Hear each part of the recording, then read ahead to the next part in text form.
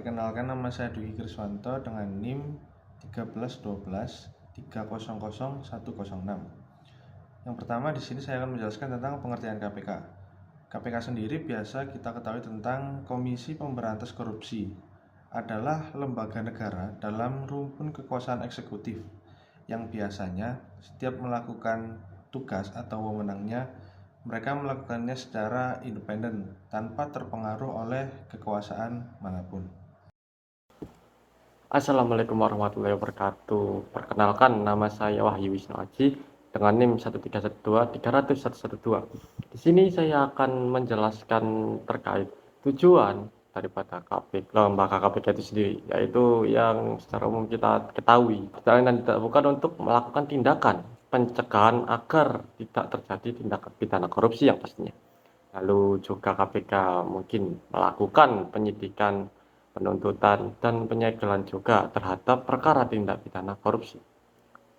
Lalu tujuan yang lain adalah untuk melakukan pengawasan terhadap pelaksanaan tugas dan wewenang oleh instansi yang berwenang dalam melaksanakan pemberantasan tindak pidana korupsi ini, dan instansi yang bertugas dalam pelaksanaan pelayanan publik. Terima kasih. Perkenalkan, nama saya Fadul Rambaini dengan NIM 13123000174. Berikut merupakan beberapa dasar hukum dari KPK. Yang pertama, Undang-Undang Dasar Negara Republik Indonesia tahun 1945. Kedua, Undang-Undang Dasar Nomor 31 Tahun 1999 tentang Pemberantasan Tindak Pidana Korupsi sebagaimana telah diubah dengan Undang-Undang Nomor 20 Tahun 2001 tentang perubahan atas Undang-Undang Nomor 31 Tahun 1999 tentang Pemberantasan Tindak Pidana Korupsi. Ketiga, Undang-Undang Nomor 30 Tahun 2002 tentang Komisi Pemberantasan Tindak Korupsi sebagaimana telah diubah dengan Peraturan Pemerintah Pengganti Undang-Undang Nomor 1 Tahun 2015 tentang perubahan atas Undang-Undang Nomor 30 Tahun 2002 tentang Komisi Pemberantasan Tindak Pidana Korupsi, dan diubah kedua kalinya dengan Undang-Undang Nomor 19 Tahun 2019 tentang perubahan kedua atas Undang-Undang Nomor 30 Tahun 2002 tentang Komisi Pemberantasan Tindak Pidana Korupsi. Nama saya Lira Apriana dengan NIM 13123000105. Di sini saya akan membacakan tentang kasusnya. Indonesia kembali digegerkan oleh kasus dugaan korupsi yang dilakukan oleh pemerintah Indonesia.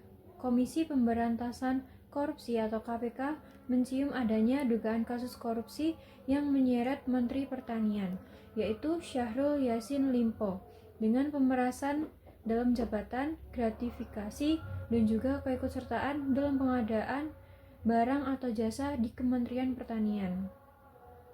Syahrul Yassin Limpo diduga juga membuat kebijakan personal guna meminta setoran dari para aparatur sipil negara atau ASN eselon 1 dan eselon 2 di lingkungan Kementerian Pertanian atau Kementan, di mana seorang Menteri Pertanian yang seharusnya dapat mengayomi serta memberikan kenyamanan terhadap staf yang bekerja di lingkup Kementerian Pertanian, namun Syahrul lebih memilih untuk melakukan pemerasan dalam jabatan guna memperkaya dirinya sendiri.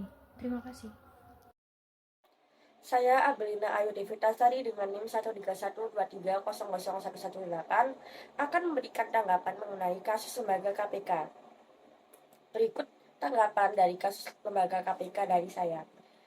Dari dugaan kasus korupsi yang dilakukan oleh Syahrul Yassin Limpo ini, tentunya kenyataan ini menjadikan hal yang sangat merugikan negara dan juga masyarakat yang menjadi kelompok sasaran tersebut. Tidak hanya itu, korupsi semacam ini juga mencoreng citra baik dan eksistensi birokrasi di Indonesia. Kementerian yang seharusnya menjadi nahkoda untuk membawa arus perkembangan bagi pertanian Indonesia justru membelot dan mengarahkan kapal kepusaran ini, menyebabkan lenyapnya tujuan dan timbulnya kerugian yang besar. Dari sini kita dapat melihat bahwa seorang pemimpin memiliki pengaruh yang besar atas apa dan siapa yang dipimpinnya. Baik buruknya suatu hasil adalah cipta karya, tangan, dan pikiran seorang pemimpin. apakah KPK harus dibubarkan atau dipertahankan? Menilai kelayakan pembubaran KPK dengan berdasarkan kasus korupsi pejabat adalah hal yang terlalu simplis dan tidak tepat. KPK tidak boleh dibubarkan karena korupsi masih marak dan korupsi musuh besar bangsa. Sebagaimana diketahui, KPK dibentuk berdasarkan UU Nomor 30 Tahun 2002 tentang KPK.